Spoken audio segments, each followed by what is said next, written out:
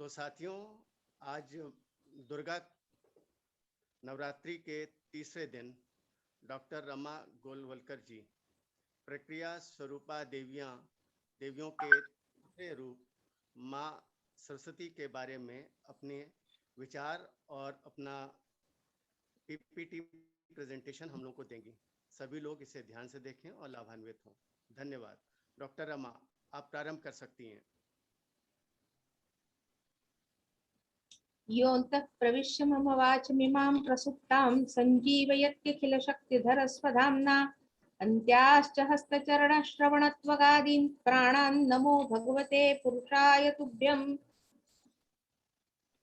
वाणीं पूर्णनिशाकरोज्ज्वलमुखीं कर्पूरकुन्दप्रभां चन्द्रार्धाङ्कितमस्तकां निजकरैः सम्बिभ्रतीम् आदरात् मुद्राम् अक्षगुणं सुधाढ्यकलशं ज्ञानं च हस्ताम्बुजैः बिभ्राणां विशदप्रभां त्रिनयनां वाग्देवतामाश्रये।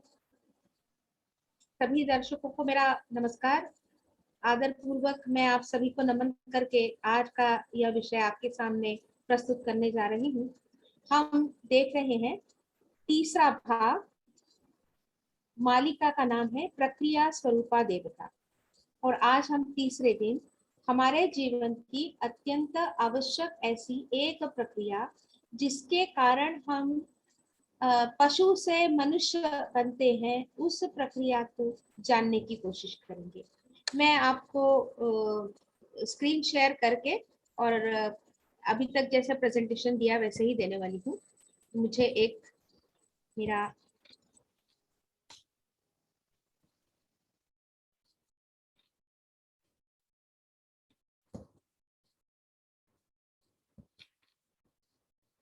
जी, तो आज का विषय है process of learning and teaching.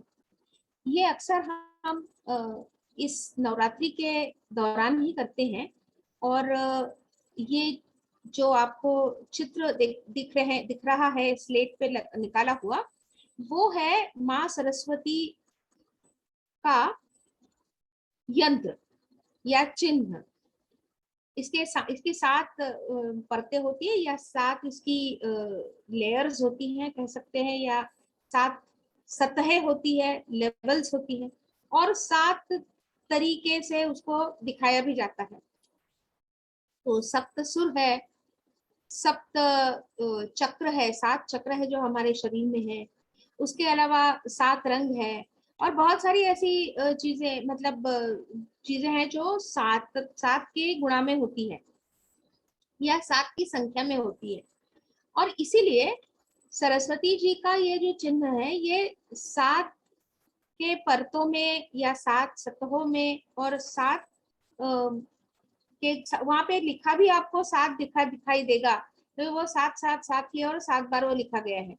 तो कहने का तात्पर्य यह है कि जो आज की हम process of learning and teaching समझने की कोशिश कर रहे हैं वो माँ सरस्वती ही है। ये माँ सरस्वती हमारे साथ क्या क्या करती है इसको जरा जानने की कोशिश करते हैं। प्रोसेस ऑफ लर्निंग जो होती है, मतलब कि अध्ययन की प्रक्रिया, वो आधुनिक काल में जैसे कि पाश्चात्य लोगों ने हमको बताया कि भाई बहुत ही महत्वपूर्ण है और आपको पढ़ना लिखना जरूरी है, और फिर वो गाना भी आया था, पढ़ना लिखना सीखो मेहनत करने वालों वगैरह। तो उनका ये कहना है कि भाई अटेंशन है, कंसंट्रेशन है, उसको हम लोग वैसे तो मति कहते हैं, फिर एकाग्र चित्त भी कहा जाता है, मेमोरी बहुत जरूरी है, स्मृति, फिर लैंग्वेज यानी वाक या भाषा, processing and organising, that is medha, then graphomotor. Graphomotor का मतलब होता है कि जैसे कि लिखने के लिए हमें एक विशिष्ट तरह की उंगलियों का प्रयोग करना पड़ता है और वो हमारी उंगलियों में होती है। आजकल के बच्चों को देखिए तो एक अजीब तरीके से वो लेखनी को या पेन को पकड़ते हैं और लिखना बहुत ही उनको बहुत ही जान पे आता है। लेकिन ये बहुत ही महत्वपूर्ण एक प्रक्रिया है। उसके अलावा हाई ऑर्डर ऑफ थिंकिंग, उसको बोलते हैं प्रज्ञा। तो ये सारी चीजें हमको आधुनिक जो लर्निंग प्रोसेस है उसमें हमें देखनी होती है।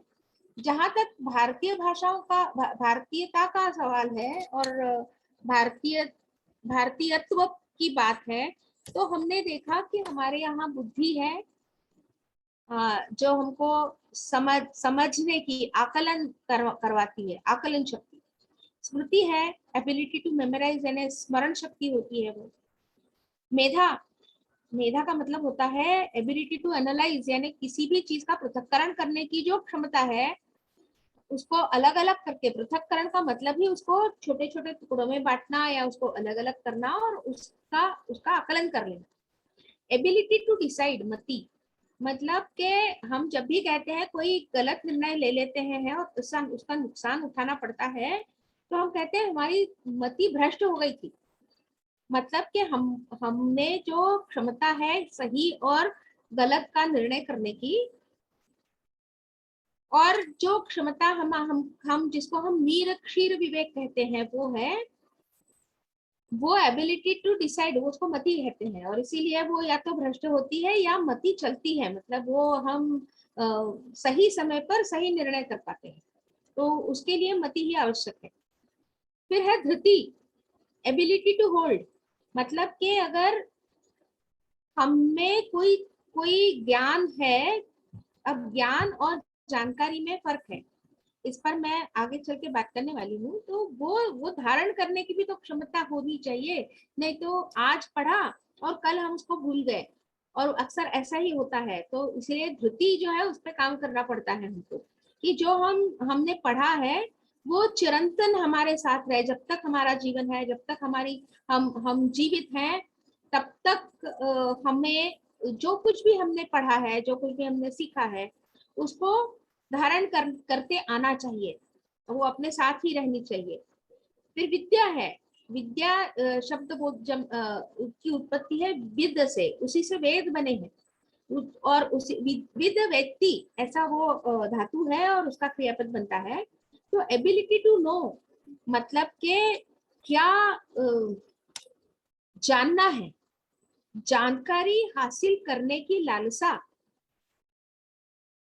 जानकारी हमें मिलनी चाहिए, और कुछ भी हो जाए हम उसको कुछ भी करके उसको प्राप्त करेंगे। ये जो हमारी एक तड़प होती है, एक ललक होती है, एक लालसा होती है, उसे विद्या कहते हैं, एबिलिटी टू नो। और फिर उसके बाद प्रज्ञा, प्रज्ञा, विद्या से प्रज्ञा उत्पन्न होती है, क्योंकि जब आपके पास सारी जानकारी हो, आपने उस पर एक प्रक्रिया की और उसमें से एक ज्ञान उत्पन्न किया। तो हमारे पास ज्ञान भी है, विवेक भी है, और ये सारी चीजें हमने किसी एक ही प्रक्रिया में हमने संजो के रखी है, और उसे कहते हैं सरस्वती। सरस्वती एक नदी का नाम भी था, वेदों में उसका उल्लेख है। वो ईसा पूर्व 4000 वर्ष लुप्त हो गई, और अगर वेदों में उसका उल्लेख है, और वो बहुत बहुत ही जिसको हम नदी, उसको उसका वर्णन किया है वेदों ने, अम्बे तमे नदी तमे देवी तमे सरस्वती।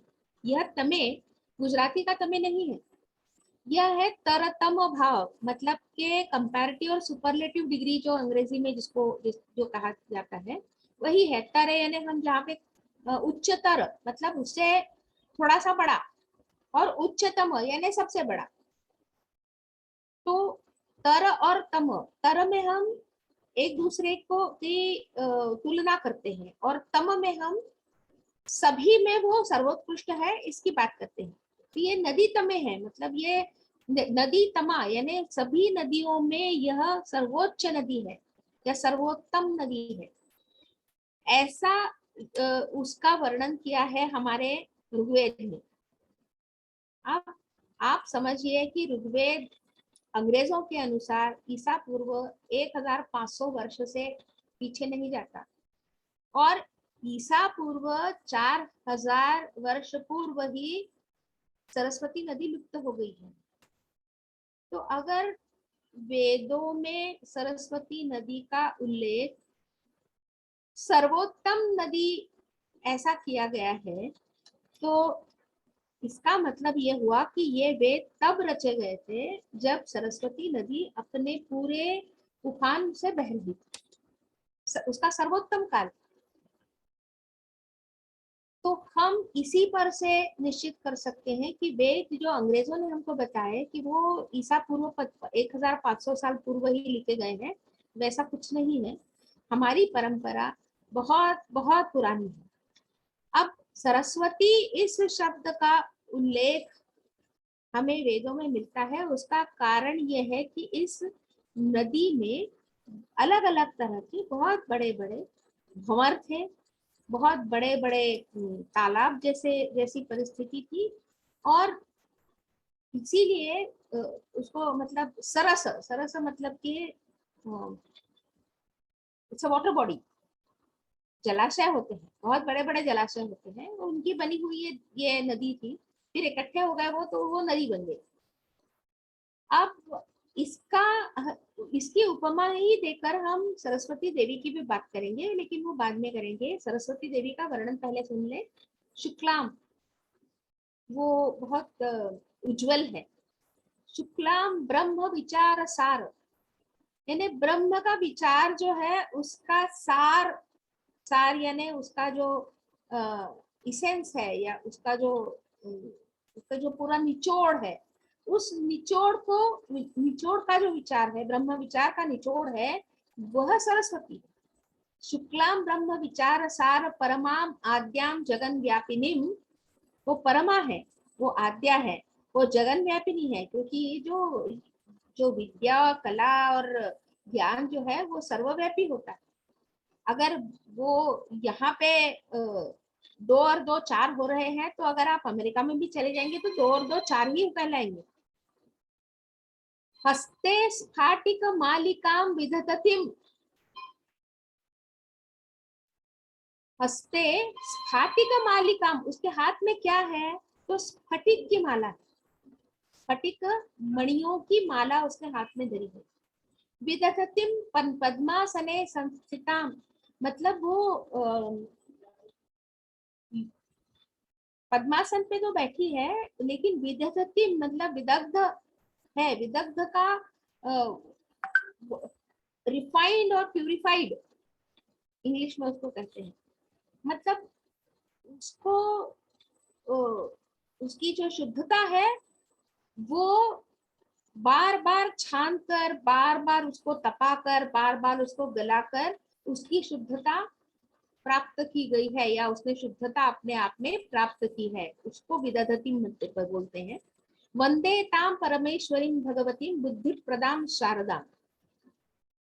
अब सरस्वती का एक नाम शारदा भी है, और मैं आपको इसके विषय में थोड़ा अधिक विस्तार से बताना चाहूंगी। जो चित्र आप देख रहे हैं वो थाईलैंड की एक नगरी में हरे चौक में सरस्वती माँ की ये प्रतिमा स्थापित की गई है, और उसकी छत्र छाया में ये 3 विद्यार्थी बैठे हैं और वो अपनी पढ़ाई कर रहे हैं।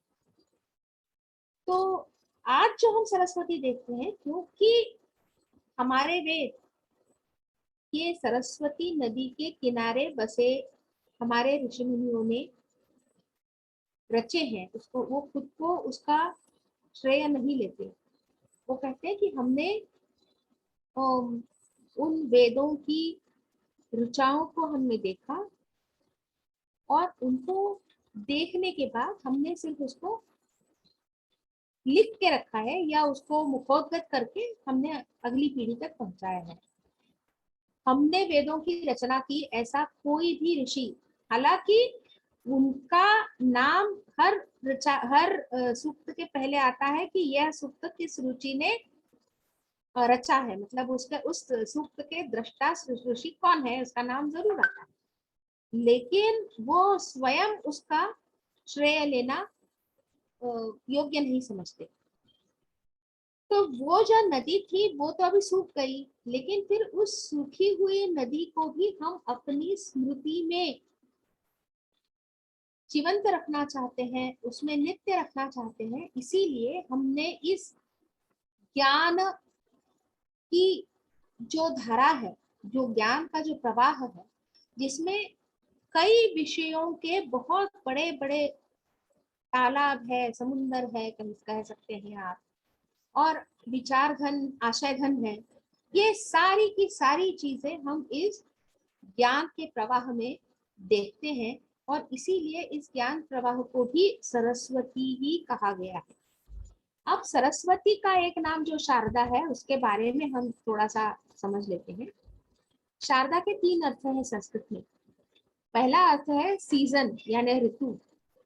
ऋतु, शरद ऋतु जो होता है वो वर्षा ऋतु और हेमंत ऋतु के बीच वाला ऋतु होता है। यह संधि ऋतु, मतलब ना तब पूरी तरह से बरसात थमी रहती है और ना ही पूरी तरह से शीतकाल शुरू हुआ रहता है। इस संध्या काल, इस संध्या ऋतु में शारदा ऋतु होता है। अब शरद ऋतु होता है। ये जो शरद शब्द है यह दकारांत स्त्रीलिंगी है। भले ही हम पुरुष का नाम शरद रखते हैं, लेकिन संस्कृत के अनुसार वह नहीं रखना चाहिए, क्योंकि शरद यह स्त्रीलिंगी शब्द है, दकारांत। उसका एक अर्थ संवत्सर, वर्ष, यह भी है, मतलब के 365 दिन का एक वर्ष जो कहा जाता है वह भी हो। इन फाइन कंपोजिटी का मतलब होता है कि कोई भी दो या दो से अधिक वस्तुओं को जब हम उसका संयोग बनाते हैं, तो संयोग बनने की स्थिति उसे शरद कहते हैं, और यह प्रक्रिया जो है उसे शारदा कहते हैं। अब आप समझ लीजिए, थोड़ा सा ध्यान देके आपको मैं जो कह रही हूँ वो समझना पड़ेगा कि हम अपने गले से कुछ ध्वनि निकालते हैं। उन ध्वनियों को हमने आकार, उकार, इकार देकर उनकी और थोड़ी सी संरचना बदली है। उसके अलावा इन अक्षरों को हमने लिखा भी है, उनको आकार भी दिया है। जैसे कि अगर मैंने क बोला है, कमल वाला क, तो आप लिखते वक्त भी उसको कमल वाला क ही लिखेंगे, उसको फणस का फ नहीं लिखा जाएगा या फरसे का फ नहीं लिखा जाएगा। भले ही दिखते दोनों एक जैसे होने के बावजूद आप क को क ही कहते हैं और ख को फ ही कहते हैं। तो इस उच्चार को हमने आकार के साथ जोड़ा तो एक संयुक्त तैयार हुआ। फिर उस कमल के बाद हमने म लगाया और ल लगाया, तो कमल नाम का एक शब्द तैयार हुआ, जिसका अर्थ हमने बताया कि यह एक ऐसा फूल है जो पानी में खिलता है या कीचड़ में खिलता है। अब सिर्फ क, म और ल को लेकर ये बात नहीं हो रही है, तो अब अर्थ भी उसमें जुड़ गया। तो जब भी मैं कमल कहूंगी तो आपके मन में वह फूल भी आएगा, उसका रंग भी दिखेगा, उसका स्थान भी दिखेगा आपको, और कभी कभी तो यूं होता है कि उस पर बैठी हुई लक्ष्मी भी हमें दिखाई देती है। कहने का तात्पर्य यह है कि यह एक संयुक्त तैयार हुआ। फिर उसके आगे भी हम चलते हैं कि एक शब्द के बाद दूसरा शब्द, तीसरा शब्द जोड़ जोड़ के हमने एक वाक्य उत्पन्न किया या तैयार किया। उस वाक्य को जोड़ के एक परिच्छेद का निर्माण हुआ। परिच्छेदों को जोड़ के हमने एक साहित्य कृति तैयार की या लेख तैयार किया। कहने का तात्पर्य है, और उसमें से अर्थ ध्वनित होता है। इस ध्वनित अर्थ को समझने की क्षमता भी हमें है। ये सारा कुछ मिला के जानकारी का आदान प्रदान हो रहा है और उससे हम ज्ञान उत्पन्न कर रहे हैं। अब ये सारी चीजें जो है वो एक कंपाउंड है, मतलब संयुग है। मैं आपको एक बात ये भी बताना चाहती हूँ कि हमारे ऋषियों की दृष्टि इतनी प्रगल्भ थी और इतनी विस्तारित थी कि उन्होंने समूचे विश्व को ही एक कंपाउंड या संयुक्त की तरह देखा है। आप देखिए ना कि सूरज से पृथ्वी का अंतर और पृथ्वी से चंद्रमा का अंतर यह इतना सटीक है कि अगर पृथ्वी थोड़ी सी भी अगर सूर्य के पास होती या थोड़ी सी दूर होती तो इसके परिणाम जो आज है वो नहीं होते।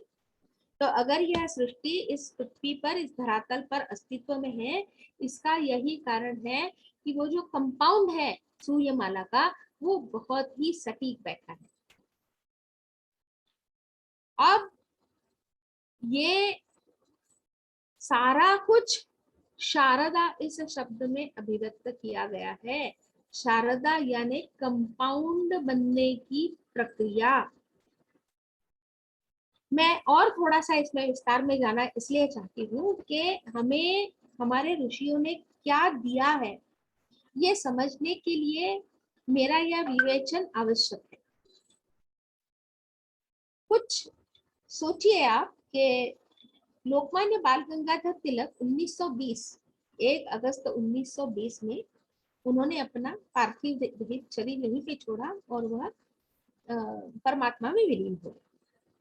अगर वो बहुत ही होशियार थे, चतुर थे, बुद्धिमान थे, मेधावी थे, उनकी सभी कलाकृत मतलब साहित्य कृतियां आप देखिए तो आपको समझने में अच्छा खासा अध्ययन करना पड़ता है, तभी उनकी उनकी कही हुई बातें हमको समझ में आती है। लोकमान्य बाल गंगाधर तिलक जी के शब्दकोश में CYBER नाम का शब्द नहीं था। कारण क्या है कि तब यह शब्द गढ़ा ही नहीं गया।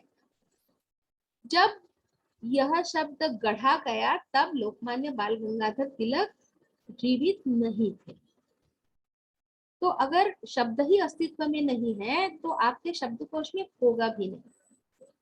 कहने का तात्पर्य यह है कि C for cat, Y for yellow, B for blue, E for elephant and R for Roger, ये 5 अक्षर अंग्रेजी के हमने किसी एक विशिष्ट क्रम में लगाकर उसे साइबर यह संज्ञा दी या उसको कहा, उसको बोला, उसका उच्चारण साइबर होना चाहिए।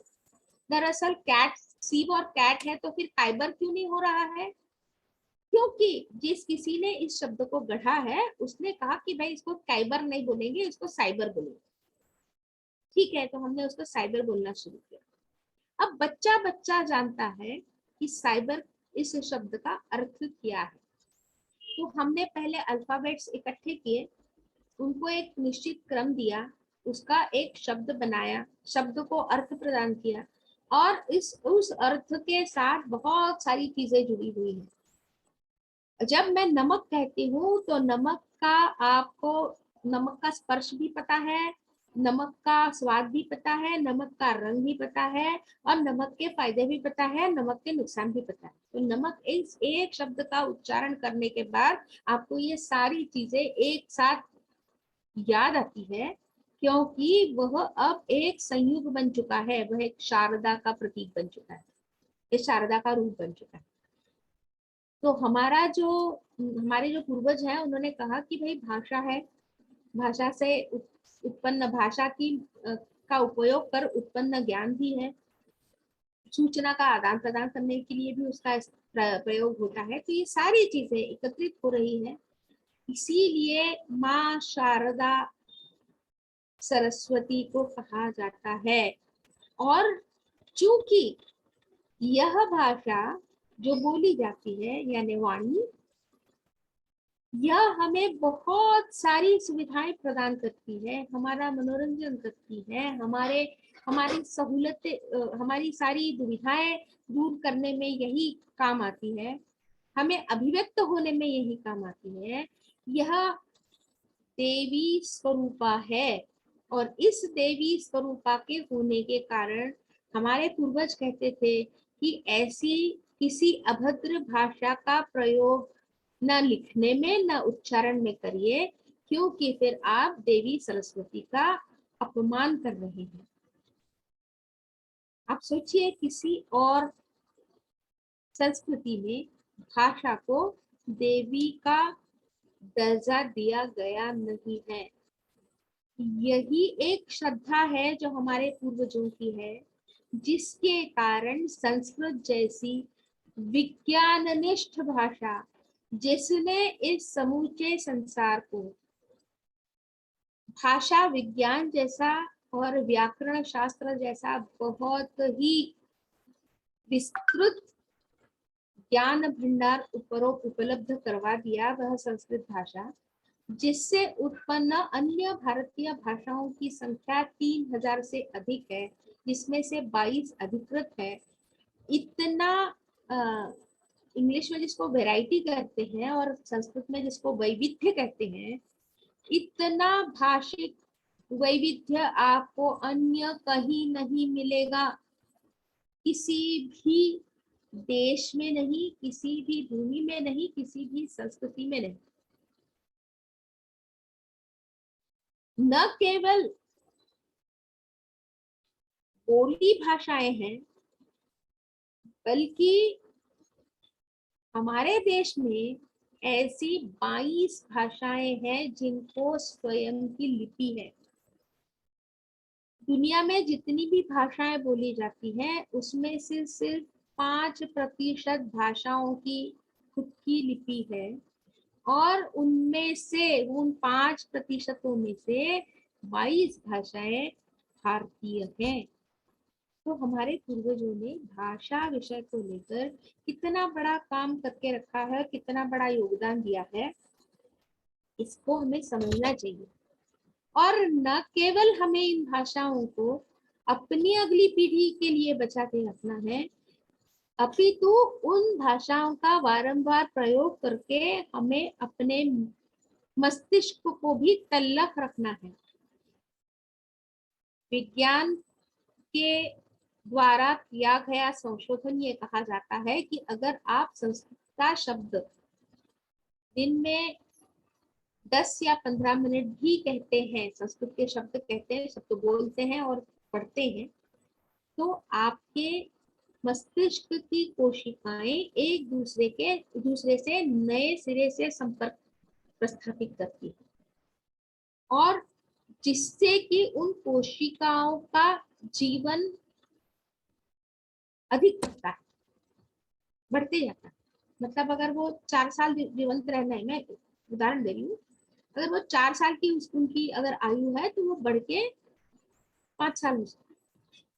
और इसीलिए आप अनुभव करिए कि आपके परिचित जो है, जिनको संस्कृत आता है, ऐसे वयोवृद्ध जितने हैं, मतलब मेरे ही पहचान में कम से कम ऐसे 10 वयोवृद्ध हैं जिनकी आयु 90 वर्ष से अधिक है, लेकिन वह प्रतिदिन संस्कृत का अध्ययन, अध्यापन और संस्कृत भाषा का उच्चारण करते हैं। उनके मस्तिष्क में थोड़ी भी ना उनकी स्मरण शक्ति गई है, ना उनको स्मृति भ्रंश हुआ है, ना उनको डिमेंशिया की तकलीफ है, ना उनको अल्जाइमर की तकलीफ। जबकि विदेशों में डिमेंशिया, अल्जाइमर और भूलने की बीमारी यह एक बहुत ही आम सर्वसाधारण रोग की तरह, वह भी जेरेंटोलॉजी यानी वृद्धत्व के रोग के को लेकर उस बहुत ही प्रचलन में। कहने का तात्पर्य यह है कि आप सिर्फ संस्कृत पढ़िए, संस्कृत बोलिए, और आपको आपकी स्मृति जो है वह 100% आपके साथ रहेगी, जब तक आपके शरीर में आत्मा विराजमान है। तो इतनी शक्तिशाली औजार या इतना शक्तिशाली आयुध हमारे पास भाषा के रूप में, संस्कृत के रूप में उपलब्ध होते हुए भी हम उसे मृत भाषा कह रहे हैं, तो हमारे जैसे दुर्भागी हम ही हैं। मैं सरस्वती के बारे में आगे कहती हूँ कि यही सरस्वती है जो हमें पशु से मानव बनाती है। और उसके लिए सुभाषित है, साहित्य संगीत कला विहीनः साक्षात पशु पुच्छ विषाणहीनः। यानी साहित्य संगीत और कला के बिना अगर किसी आप मनुष्य को देखेंगे तो वो पशु से कम नहीं है। उसमें अंतर सिर्फ इतना है कि उसको बड़े बड़े सींग नहीं है और उसको पूंछ नहीं है। तो सींग और पूंछ के अलावा या बिना वह पशु ही है, जिसको साहित्य में रुचि नहीं है, जिसको संगीत में रुचि नहीं है, जिसको कलाएं भाती नहीं है। तो मनुष्य को मनुष्य बनाने की जो प्रक्रिया है वह यह सरस्वती है। अब हम समझते हैं कि सरस्वती की मूर्ति या यह सारी अमूर्त संकल्पनाओं को मूर्तिकारों ने मूर्ति में कैसे गढ़ा। तो अभी आपके सामने जो दिखाई दे रही है वह सरस्वती देवी की मूर्ति जैन मंदिर की है। और उनके बाएं बाएं यानी लेफ्ट, आजकल दाया और बाया भी नहीं समझता लोगों को, तो उनके बाएं ऊपरी हाथ में ग्रंथ है। और पुराने जमाने में ताड़पत्री पे लिखा जाता था, तो वो ताड़पत्री में लिखा हुआ ग्रंथ है। उनके दाहिने ऊपरी हाथ में कमल है जो सृजन का प्रतीक है। उनके दाएं यानी दाहिने नीचे वाले हाथ में एक अक्षमाला है और वह स्फटिक की है। अब आप सोचिए, उनके हाथ में उन्होंने पुस्तक तो धरा ही है। जब आपको कला आती है, जब आपको विद्या आती है, तो विद्या आती है, तो इन दोनों की विशेषता यह है कि वह आपसे सृजन करवाती ही है। अगर आपको संगीत है तो आप गाएंगे, आप किसी संगीत का आस्वाद लेंगे और संगीत का आस्वाद लोगों को देने के लिए खुद भी कुछ करेंगे। अगर आपको भाषा अच्छी आती है तो आप कुछ कविता करेंगे, लेख लिखेंगे, ये तो आप करेंगे। तो सृजनात्मकता जो है यह कमल पुष्प में दिखाई गई है। और ये जो अक्षमाला है वह स्फटिक की होती है। अक्षमाला का काम यह होता है कि उसको फेरा जाता है। और आपको तुरंत कबीरदास जी का वो दोहा भी याद आया होगा कि माला फेरत जुग भया गया न मन का फेर।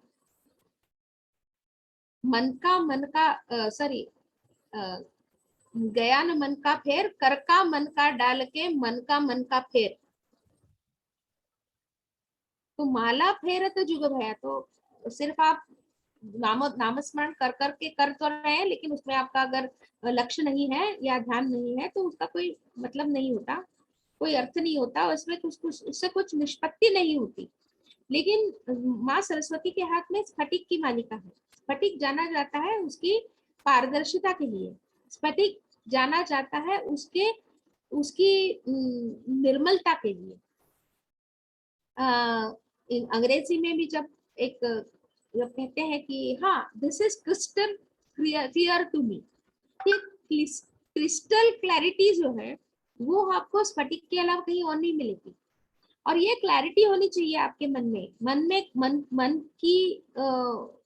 का निर्मल होना, मन का पारदर्शी होना, अपने गुरु के प्रति जो हमारी श्रद्धा है वह निर्मल और पारदर्शी होना। विषय को लेकर, विषय मतलब जो विषय हम सीखना चाहते हैं, जैसे गणित है, भूगोल है, इतिहास है और अन्य कई विषय है, वो सब लेकर के उनके विषय को भी उनमें जो संकल्पनाएं गढ़ी गई है, जो परिकल्पनाएं हमको बताई गई है, उनके विषय में भी हमारा जो आकलन है, जो हमारी समझ है, वह भी क्रिस्टल क्लियर होनी आवश्यक है। और वही हमें माँ सरस्वती कह रही है। और उनके बाएं हाथ में एक जलकुंभ है। वो जलकुंभ नहीं है, वो ज्ञान का कुंभ है। ज्ञान हमेशा प्रवाही होता है, वह एक से दूसरे की तरफ जाता है, उसमें जड़ता नहीं होती। जड़ता मतलब इनर्शिया, और वह जड़ता अगर होगी तो ज्ञान ज्ञान नहीं होगा। ज्ञान हमेशा प्रवाही होता है, वो एक पीढ़ी से दूसरी पीढ़ी की ओर जाता है, एक समाज से दूसरी पीढ़ी में वो संक्रमित होता है। तो ये इसीलिए वो जल कुंभ लेकर खड़ी है।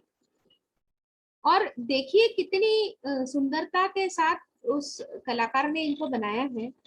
और उनकी हाथ हाथ देखिए, और उनकी आंखें जो है ना, वो भ्रू मध्य में, यानी आपके भ्रुओं के बीच एकाग्र भाव करने के लिए, एकाग्र भाव दिखाने के लिए बताई गई है। अच्छा, ये पूरी जो प्रक्रिया है बहुत ही सुंदर है, और सुंदर होने के कारण उन्हें सुंदर दिखाया गया।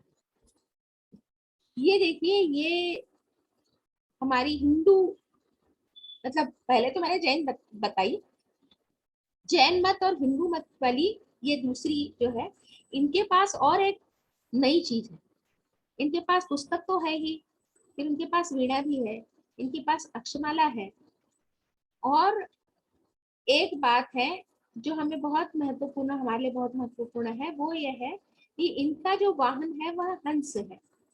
हंस क्यों?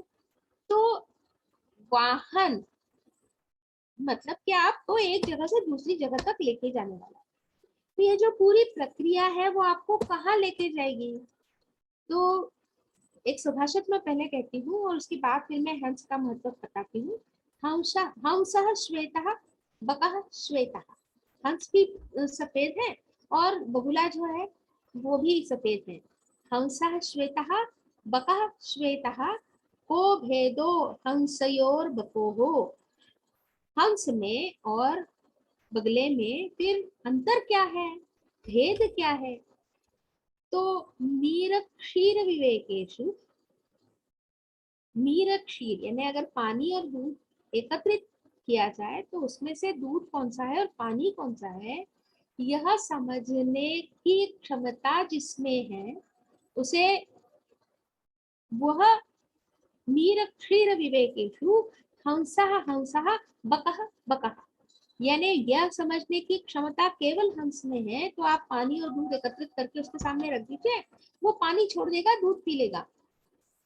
वैसे है तो मुश्किल, लेकिन वो करेगा, क्योंकि विवेक, विवेक जो होता है ना, अच्छा क्या है, बुरा क्या है, सही क्या है, गलत क्या है, क्या श्रेयस है, क्या प्रेयस है, ये सारी चीजें समझने के लिए और उसको उन पर अमल करने के लिए बहुत वो कष्टसाध्य चीज है, उसको बहुत कष्ट करने पड़ते हैं।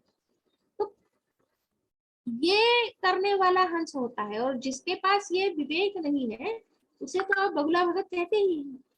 तो वो वाहन बता रहा है कि आप ये बनोगे, अगर विद्या सरस्वती माँ प्रसन्न हो गई तो आप हंस बनोगे। और इसीलिए हमारे जो पूर्वज थे, उन्होंने संन्यस्त वृत्ति में रहने वाले जो लोग हैं उनके लिए जो पदवियां निश्चित की हैं, उसमें से पहली पदवी हंस की है। फिर होते हैं परमहंस। और जो सदगुरु को लेकर जो गुरु गायत्री है, वह भी हंस हंसाय विद्महे परम हंसाय धीमहि तन्नो सद्गुरु प्रचोदयात, ऐसी है। तो हंस हंसाय विद्महे का मतलब क्या है कि हंस, हंस का हंसत्व जो है वो हम जानते हैं। मतलब क्या, हमें विवेक, विवेक क्या है ये हम जानते हैं। ये भी सरस्वती माँ देखिए बहुत ही प्यारी, अब इनके हाथ में एक और चीज आ गई है, उसको कहते हैं पाश। पाश वो होते हैं जो हम बैलों के गले में डालते हैं, और उनको, उससे उनको हम नियंत्रित करते हैं। अब ऐसा है कि ऑटोमोबाइल इंजीनियरिंग में एक बहुत ही बड़ी संकल्पना है, वो ये है कि ब्रेक्स, गाड़ी के ब्रेक्स अगर तंदुरुस्त हो, अच्छे हो, तो वो हमें और स्वतंत्रता प्रदान करते हैं। ब्रेक्स अगर अच्छे हैं, इस पर आपको विश्वास है, तो आप तेजी से गाड़ी दौड़ा सकते हैं। और जब आपको पता है कि आपके ब्रेक्स फेल हो गए हैं, या आप जब चाहें तब आप उसको लगाएंगे, तो लगने की कोई शाश्वती नहीं है, कोई गारंटी नहीं है, तो आप गाड़ी बहुत ही धीमी चलाते हैं। तो संस्कृत के एक और वचन को मैं आपके सामने प्रस्तुत करती हूँ। या विद्या, विद्या वह है सा विमुक्त, ये जो आपको मुक्त करती है, जो आपको विमुक्त करती है, जो आपको बंधनों से परे रखती है, या आपके बंधन छुड़वा देती है। या विद्या सा विमुक्त, ये इसके लिए यानी आपको अगर गाड़ी तेज दौड़ानी है तो जैसे आपको ब्रेक चाहिए, वैसे ही जब आपको पास आपके पास है, कहाँ रुकना है यह आपको पता है, और कहाँ हमको थोड़ी ढील देनी है ये पता है, तभी आपको विद्या विद्या आ सकती है, मिल सकती है। और वह नियंत्रण रखना ही हमारे लिए बहुत महत्वपूर्ण है। तो पाश भी माँ सरस्वती के हाथ में है और वो उनके दाहिने ऊपर वाले हाथ में है, इसे देख लीजिए। और आज इनके ये वाली जो है, जो तीसरी मैं दिखा रही हूँ आपको, उनके बाएं निचले हाथ में पुस्तक है और ऊपरी हाथ में वीणा है, मतलब ये कला का मीन है। जब पुस्तक ऊपर की तरफ वो फहरा रही होती है ना, जैसे पहले दो में मैंने दिखाया, आप देख लीजिए स्क्रीन पर अभी भी दिख रहा है, या तो दाहिने या तो बाएं हाथ में, ऊपर के हाथ में पुस्तक होना मतलब वो विद्यादायिनी है। विद्या और पुस्तक उन्होंने एक जैसा दिया है। और जब वो अपनी वीणा ऊपर लेती है, तब उसका अर्थ होता है वो कला कामिनी है। अब ये देखिए, यह भी विद्यादायिनी है और ये थाईलैंड की है, इसमें उन्होंने हंस ही दिखाए। अब देखिए कि हम यहाँ पे, ये विद्यादायिनी है, देखिए उसके हाथ में किताबें रखी हुई है, ये होयसल शैली की है, इनको 8 हाथ है, 2 हाथों में वीणा पकड़ी है, एक हाथ में अक्षमाला है, एक हाथ में पुस्तक है, और दूसरे 2 हाथों में पाश है, तो वैसा ही अंकुश भी है। अब अंकुश क्या करेगा? अंकुश हाथी को नियंत्रित करने के लिए महावत के हाथ में होता है। तो अंकुश से नियंत्रण होता है या हाथी को कुछ काम करने के लिए प्रोत्साहित भी किया जाता है, तो ये प्रोत्साहन का प्रतीक है। जब भी आप कभी विद्या होगी, आपको कला सीखनी है, तो आपको प्रोत्साहन भी चाहिए और आपको नियंत्रण भी चाहिए। आप KG 1 में जो बच्चा पढ़ रहा है, आप उसको रेडियो एक्टिविटी तो सिखा नहीं सकते, और उसने बोला भी तो आप कहेंगे कि बेटा रुक जा, अभी कुछ दिनों के बाद जब आप बड़े हो जाओगे तब हम आपको रेडियो एक्टिविटी सिखाएंगे। ये होता है कि नहीं होता? तो कौन से वक्त कौन सी चीज देनी है, कौन से वक्त कौन सी जानकारी बच्चों को देनी है या विद्यार्थी को देनी है, इसको नियंत्रण लगता है। वो नियंत्रण आपको पाश से मिलता है। ये नृत्य दोनों भी देखिए, नृत्य सरस्वती है और इनके हाथ में भी पाश है, इनके हाथ में भी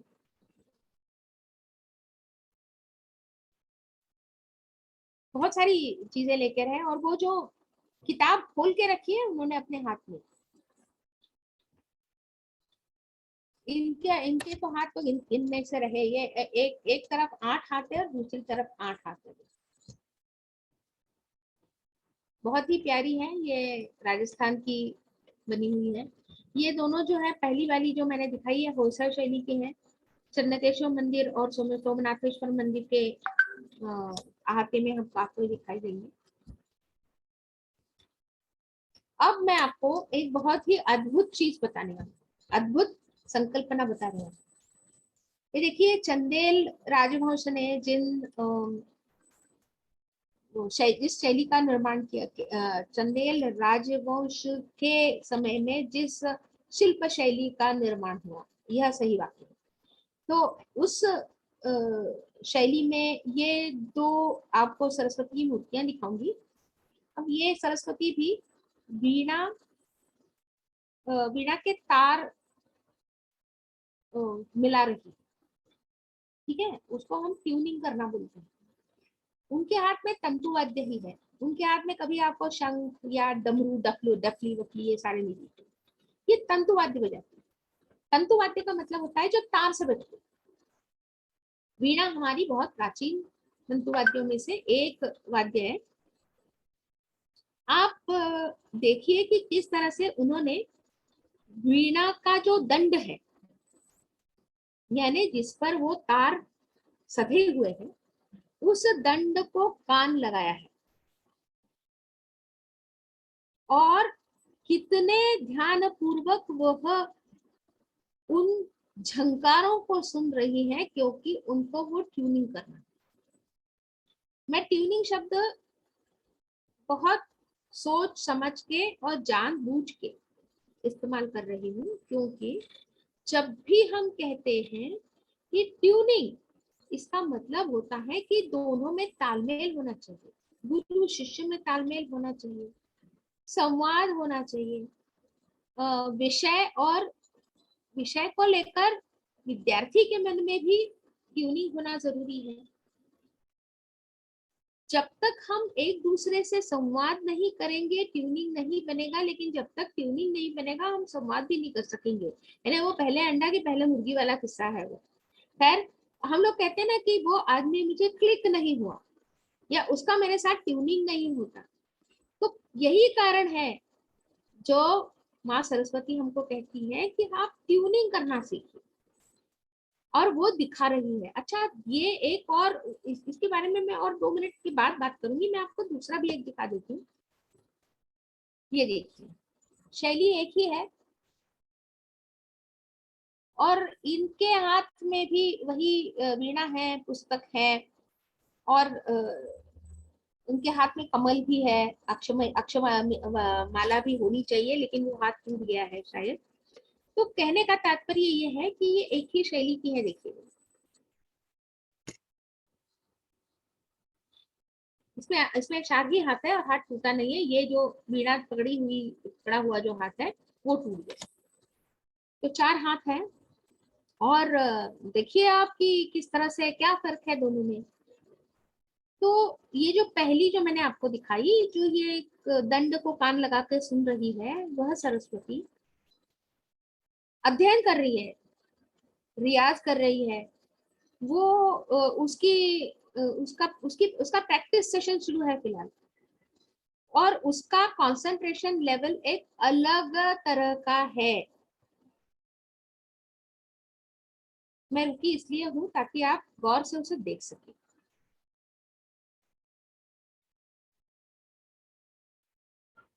ये एक विद्यार्थी या ऐसा विद्यार्थी कलाकार की जो कुछ अपने आप में ढूंढ रहा है, अपनी बुद्धि अपने मस्तिष्क को झंझोड़ के उसमें से कुछ विशेष उत्पत्ति करने की चेष्टा कर रहा है।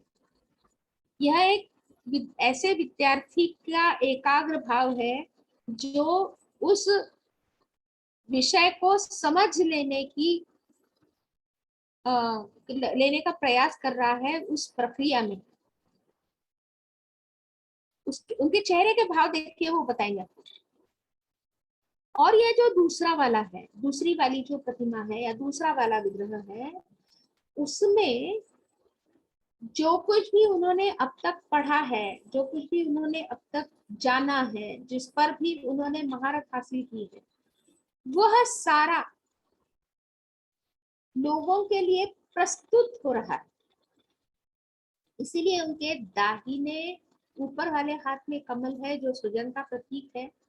उनका पोस्चर यानी उनकी भाव मुद्रा, भाव भंगिमा देखिए, उनका जिस तरह से वो बैठी हुई है, जिस आत्मविश्वास के साथ बैठी है, और जिस तरह से उन्होंने वो वीणा पकड़ी है कि आओ अब हम तुमको दिखाते हैं कि क्या हो रहा है।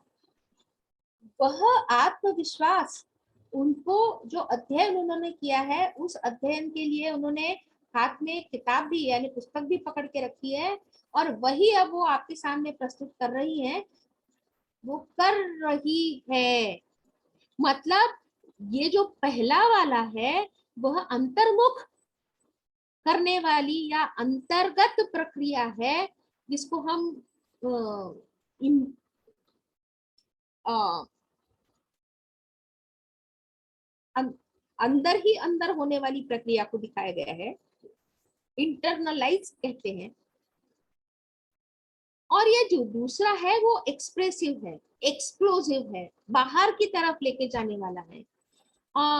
और ये किस तरह से, ये मेरा दावा इसलिए है और वह सही भी है, इस पर मुझे विश्वास है, क्योंकि आप देखिए कि उस जो उन्होंने अपने दाएं हाथ में जो पुस्तक पकड़ के रखी है, उस पुस्तक के नीचे अगर आप देखेंगे तो आपको दिखाई देगा कि वहां 2 हिरण है और वो हिरण इनके श्रोतागण हैं। तो जो पब्लिक परफॉर्मेंस होता है, 10 लोगों के, 15 लोगों के, हजारों लोगों के सामने प्रस्तुतिकरण होता है, उस प्रस्तुतिकरण की प्रतिमा जो सरस्वती है वह आपके दाहिने हाथ में लगाई गई है और बाएं हाथ में जो है वो अध्ययन की प्रक्रिया लगाई गई। दोनों के लिए सरस्वती ही, दोनों की शैली एक है, लेकिन एक में देखिए, एक का जो जो निचला जबड़ा है उसमें दुविधा है, उसमें आशंकाएं हैं, उसमें प्रश्न है, उसमें उसमें प्रॉब्लम सॉल्विंग का प्रयास है, मतलब प्रश्न के उत्तर ढूंढने का प्रयास है।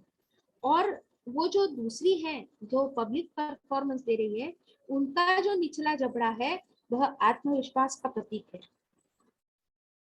बॉडी लैंग्वेज देखिए, दोनों में फर्क है और दोनों की बॉडी लैंग्वेज आपको बता रही है कि वो क्या क्या कर रही है। ये एक सरस्वती देखिए, बहुत ही प्यारी है, मैंने इंटरनेट से लिया हुआ है और चित्रकार का सिग्नेचर या हस्ताक्षर वहां पे है। बहुत ही ये भी वही प्रक्रिया है जो मैंने आपको बताई पहले वाली। ये खुद को ट्यून करने की, खुद को अध्ययन स्वाध्याय करने की, इसमें लेकिन मोर है। मोर सरस्वती माँ का वाहन कभी नहीं था। मोर कार्तिक स्वामी का वाहन है और सरस्वती माँ को मोर इसलिए दिया जाता है क्योंकि वो मोर में बहुत सारे रंग होते हैं ना, तो चित्रकारों को रंगों से खेलना अच्छा लगता है और बहुत ही आह्वानात्मक होता है जब उनको मोर को चितारना है या मोर में रंग भरना है, तो वो अक्सर वो आह्वान का स्वीकार करते हैं और सरस्वती माँ के सामने उनको मोर मोर लगा देते हैं। लेकिन सरस्वती माँ का वाहन कभी भी मोर नहीं है। ये आप हमेशा अपने ध्यान में रखिए, ये कलाकार ने लिया हुआ कला स्वातंत्र्य है। और फिर योग सरस्वती में योग जब हम करते हैं तो तब भी हमको सरस्वती जी ही हम मन एकाग्र करने के लिए मदद करती हैं। और देखिए, पद्मासन में बैठी हैं और उनके एक हाथ में अक्षमाला थी, वो हाथ टूट गया। पाश है, अंकुश है, यानी यम और नियम दोनों है आपके लिए, और पुस्तक है यानी अध्ययन है। ये एक योग सरस्वती बहुत ही प्यारी है। इनके 6 हाथ है मेरे ख्याल से, हाँ 6 हाथ है। एक में अक्षमाला है, फिर ये किताब है, फिर पाश और अंकुश है और बाकी सारी चीजें हैं। तो ये भी बहुत, ये दोनों वो शैली की है। तो अभी 2 बार हमारे यहाँ क्या होता है कि हम सेमेस्टर पैटर्न पे काम करते हैं, मतलब हर 6 महीने में हम वही चीज करते हैं लेकिन कुछ अलग ढंग से करते हैं। तो क्या होता है कि माघ शुक्ल पंचमी जो होती है उसके उस दिन वसंत पंचमी होती है और वसंत पंचमी के दिन हम माँ सरस्वती का आवाहन करते हैं, पूजन करते हैं।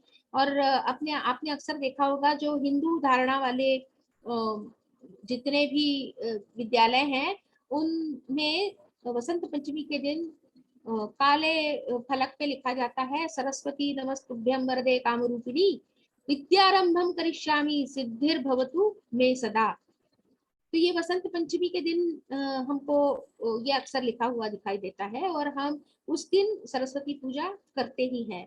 बंगाल से लेकर तो गुजरात तक और कश्मीर से लेकर तो कन्याकुमारी तक वसंत पंचमी के दिन सरस्वती पूजा होती है। और एक दिन होता है जिस दिन हम सरस्वती आवाहन करते हैं, आश्विन शुद्ध सप्तमी। ये जो अभी नवरात्रि चल रही है उसकी सप्तमी के दिन हम सरस्वती पूजा के लिए सरस्वती जी का आवाहन करेंगे। सप्तमी, अष्टमी, नवमी सरस्वती जी का पूजन होगा। तो हमारी दादी या नानी अक्सर हमको हमारी स्लेट, हमारे कलम, उसके बाद पेन, किताब, उसके बाद बही, ये बही मतलब के कॉपी, ये सारी मांगा करती थी। और उसका एक ये भी होता था क्या बोलते उसको, उसका एक वो सब रख के उनको फूल, गंध, अक्षत, दिया बाती ये सब होता था।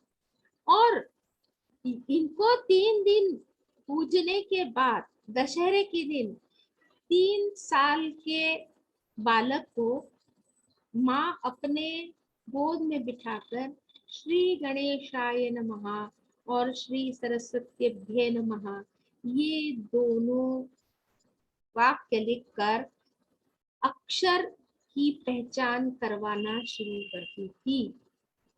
वो सीमोल्लंघन उसको कहते हैं कि आप अज्ञान की सीमाएं लांघने की प्रक्रिया में खुद को डाल रहे हैं। तो सीमोल्लंघन, सीमा का उल्लंघन करके हम कहीं जा रहे हैं तो अज्ञान की सीमा का उल्लंघन कर लिया है और हम विद्या और कला की देवी के रूप में जो देवी है उसके अधिराज्य में हमने पहला पग रखा हुआ है।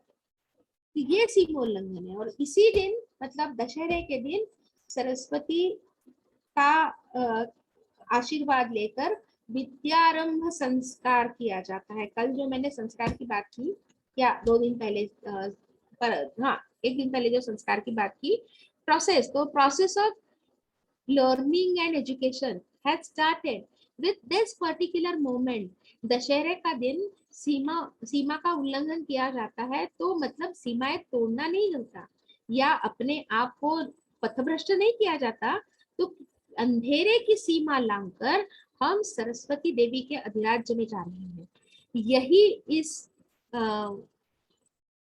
दिवस को हम इसी तरह से मनाते हैं। तो 2 बार हो गया, मतलब एक माघ में हो गया और एक अश्विन में हो गया। करीब करीब 5 महीने का अंतर है दोनों में, तो दिन में 2 बार ये होता है। और इसी एक निरूपण के साथ मैं आपको धन्यवाद करना चाहती हूँ और आपको फिर से एक बार विनंती करूंगी कि आप मेरे अगले भाग में भी आप मेरे साथ रहें। और माँ सरस्वती को हम प्रणाम करते हैं। नमस्ते शारदे देवी सरस्वती मति प्रदे वसत्वं मम जिह्वाग्रे सर्व विद्या प्रदा भुवो। हे देवी शारदे सरस्वती, हमें मति देने वाली, हमारी जिह्वाग्री पर, मेरी जिह्वाग्री पर आप हमेशा विराजमान रहे और हमें विद्या का प्रदान करते रहे। धन्यवाद।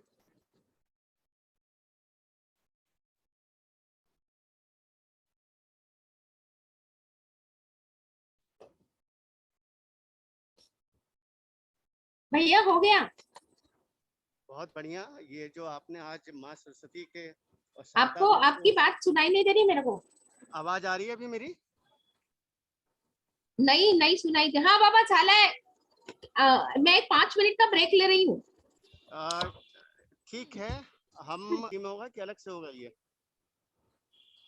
तो जैसा कि आप सभी लोगों ने सुना, डॉक्टर रमा गोलवलकर जी ने कितनी सुंदरता से माँ सरस्वती और शारदा के रूप को सबके समक्ष लाया। इसी प्रकार हम लोग चौथे दिन माँ गौरी की विशेषताओं के बारे में उनके दृष्टिकोण से जानने की हम लोग जानेंगे। तब तक के लिए धन्यवाद।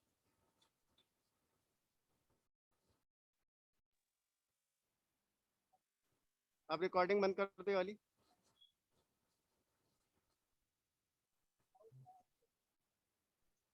ये वाली रिकॉर्डिंग बंद कर दो।